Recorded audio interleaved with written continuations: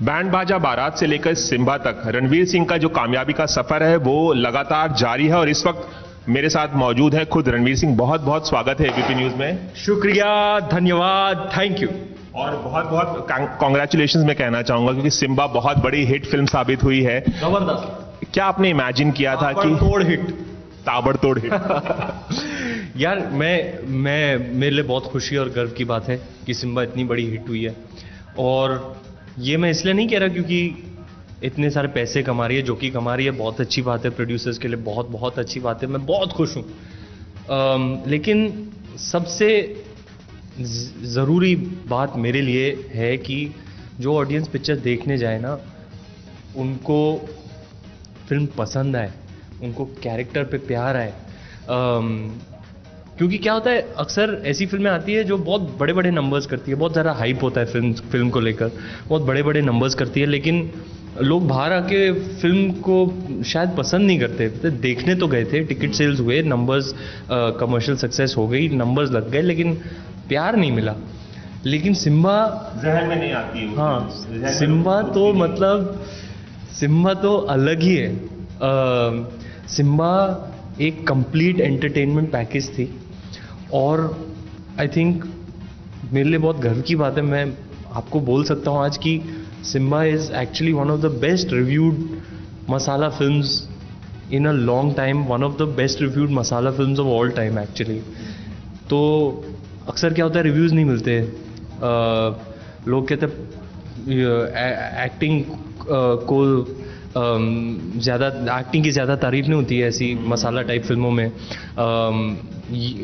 या मनोरंजन मिल गया लेकिन उस कुछ मतलब टाइम पास ही था, कुछ मेमोरी नहीं है फिल्म की, यादगार नहीं है। लेकिन सिम्बा के साथ ऐसे नहीं है। सिम्बा को क्रिटिकल अक्लेम भी मिल रहा है, कमर्शियल सक्सेस तो मिल ही रहा है, और ऑडियंस का प्यार। आजकल क्या है, सोशल मीडिया आपको एक मौका देती है, आप डायरेक्ट फीडबैक ले सकते हो।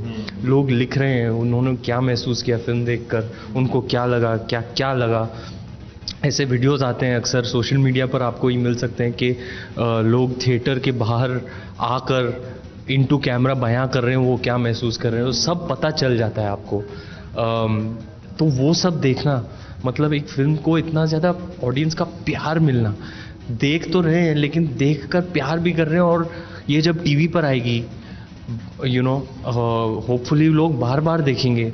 ये मुझे लग रहा है ऐसी टाइप की फिल्म है जो जिसको इतना प्यार मिला है कि लोगों के जहन में हमेशा के लिए यादगार रहेगी, और वो मेरे मानने में एक सक्सेसफुल फिल्म होती है कि उसकी एक लास्टिंग मेमोरी रहे। तो सिम्बा, मैं बहुत गर्व के साथ बोल सकता हूँ, मसाला फिल्म लाइक नो अदर मसाला फिल्म, जिसमें स्टोरी भी मिली, इमोशनल डेप्थ भी मिला, और उसकी कमर्शियल वैल्यू तो उठ के है। कल रात को ही मैं गेटी गया था फिर से, मतलब मैं तो बार बार जा रहा हूँ देखने, क्योंकि इतनी खुशी महसूस करता हूँ मैं जब वहाँ जाता हूँ कि एक लाइव ऑडियंस जिन्होंने हार्डवर्क करके पैसे कमाए, वो पैसे आपको दे रहे हैं वो, क्योंकि आपने उनको वादा किया है कि आप आओ, आपका मनोरंजन होगा, और उस वादे को वो मान के अंदर आए हैं थिएटर में, और पूरी तादाद में। संडे रात 9 o'clock शो में मैं गया था, पूरा पैक्ड, और कॉमेडी है तो मतलब ज़ोर ज़ोर से हंस रहे हैं। इमोशनल सीन में आपको दिख रहा है कि वो सब कनेक्टेड है स्टोरी से, कैरेक्टर से। वो जो रोहित सर का जो ट्रीटमेंट है, हाँ, जो जिस पर सीटियाँ पड़ती है, तालियाँ पड़ती हैं, वो मतलब ऐसे लग रहा था मेरे को कल कि स्टेडियम होता है ना, मतलब जब आप लाइव स्पोर्ट्स देखने जाते हैं वैसा माहौल था। और फिर यहाँ मैं बता दूं कि पहली बार पता है कब एक्सपीरियंस किया था, मैं गदर और लगान देखने गया था गेटी गैलेक्सी में ही, और ऐसा वो माहौल था वो। और अब वो मेरी पिक्चर है, वो मैं हूँ, सिम्बा मैं हूँ, वो मेरी एंट्री पे तालियां बजा रहे, मेरे पंच लाइन्स पे हंस रहे। तो मतलब मैं आपको बता नहीं सकता हूँ कि ज़िंदगी में अलग अलग एक्सपीरियंसेस होते हैं और अलग अलग टाइप की फीलिंग आती है उनको उन एक्सपीरियंसेस के दौरान। वो जो एक्सपीरियंस रहता है ना, एक लाइव ऑडियंस के साथ अपनी फिल्म थिएटर में देखना और विटनेस करना फर्स्ट हैंड कि वो कैसे रिएक्ट कर रहे हैं, मेरे लिए लाइफ की सबसे बड़ी फीलिंग है। रणवीर, आपने 2010 में शुरुआत की थी बैंड बाजा बारात से, जो एक हिट फिल्म साबित हुई थी और उसके बाद आपका करियर चल निकला था। अब जब 2018 में सिम्बा आई है, तो क्या आपने कभी एक्सपेक्ट किया था इस तरह का एक मसालेदार किरदार जो है? हालांकि आप गोविंदा को देखकर बड़े हुए हैं, उनके बहुत बड़े फैन हैं आप गोविंदा के, और एक ट्रू मसाला फिल्मों के स्टार माने जाते हैं। तो कहां से ये इंस्पिरेशन लिया कि सिम्बा में जिस तरह का आपका ओवर द टॉप कैरेक्टर है, जितना लाउड कैरेक्टर है, उसको आप कन्विक्शन के साथ इतना निभाएं? ये इंस्पिरेशन कहां से लिया और कितना एडजस्टमेंट करना पड़ा आपको, क्योंकि आप एक सटल एक्टर माने जाते हैं? सटल एक्टर तो मैं बिल्कुल नहीं माना जाता। ये दिल धड़कने तो देखी थी और उसमें बहुत सटल एक्टिंग की थी, मुझे बहुत पसंद आई थी वो फिल्म, तो उसलिए आप जाने जाते हैं एक अच्छे एक्सप्रेशंस लाने के लिए। यहाँ पे आपको ओवर द टॉप जाना था, लाउड होना था, तो आपको कितनी एडजस्टमेंट करनी पड़ी और गोविंदा से आपने कितना इंस्पिरेशन लिया उनकी फिल्मों से? जी हाँ, मैं जाना जाता हूँ इंटेंस रोल्स के लिए, जैसे बाजीराव मस्तानी, खिलजी जो कि यही साल में आई है, लुटेरा, दिल धड़कने दो। लेकिन मेरा डिफ़ॉल्ट वो नहीं है। मेरा डिफ़ॉल्ट जो मैं दिल से हूँ ना, वो मैं दिल से मसाला फिल्म का मास हीरो ही हूँ, क्योंकि वही देख के मैं बड़ा हुआ हूँ। मुझे पता नहीं कि मैंने कैसे कर दिया। ट्रायल एंड एरर होता है, आपको पता नहीं होता है कि आप क्या कर रहे हैं वो वर्क करेगा नहीं करेगा। कल रात जब मैं गेटी में था, मुझे पता चल गया हाँ जो मैंने किया वो वर्क कर रहा है। तब पता चलता है कि वर्क कर रहा है। जब आप करते हो आपको पता नहीं होता। अनकॉन्शियसली शायद जब मैं बचपन में फिल्में देखता था, बच्चन साहब को देखता था, गोविंदा जी को देखता था, अनिल कपूर को देखता था, उन सब से थोड़ी प्रेरणा मिली है और उससे मैं बना हूँ। मैं हीरो इसलिए बनना चाहता था क्योंकि मैं फिल्में देखता था और हीरोज़ की तरह बनना चाहता था। मेरी दादी मुझे बोलती थी कि एक दिन बड़ा होके तुझे अमिताभ बच्चन बनना है। तो अनकॉन्शियसली ये इम्बाइब किया, वो आपके अंदर कहीं आ जाता है। और फिर जैसे आप कुछ बतौर एक अभिनेता, आप कुछ on set performer, in the capacity of a performer कुछ ट्राई करते हैं। आपको पता नहीं होता सही है गलत है, आपको कुछ आइडिया नहीं रहता है। आप बस ऑनेस्टी के साथ कर रहे हो। क्या वो वर्क कर रहा है, क्या वो पिच ऑफ परफॉर्मेंस करेक्ट है, वो सिर्फ आपको फिल्म मेकर बता सकता है।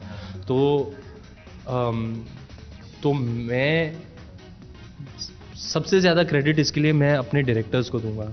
सिम्बा में जो भी मैंने किया है उसके लिए बहुत ज़्यादा क्रेडिट रोहित सर को जाता है।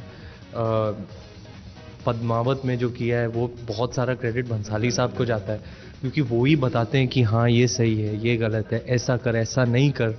वो मैं बिल्कुल एक डायरेक्टर्स एक्टर हूँ, वो जैसा कराते हैं तो मैं करता हूँ। जब कोई भी एक्टर कोई फिल्म करता है, भले वो बहुत बड़ी हिट फिल्म साबित हो जाए, लेकिन कहीं ना कहीं कुछ ना कुछ क्रिटिसिज्म होता है। जैसे कि इस फिल्म के बारे में लोग कह रहे हैं कि एक्स्ट्रा जुडिशियल किलिंग की बात हो रही है, विजिलेंटी जस्टिस की बात हो रही है।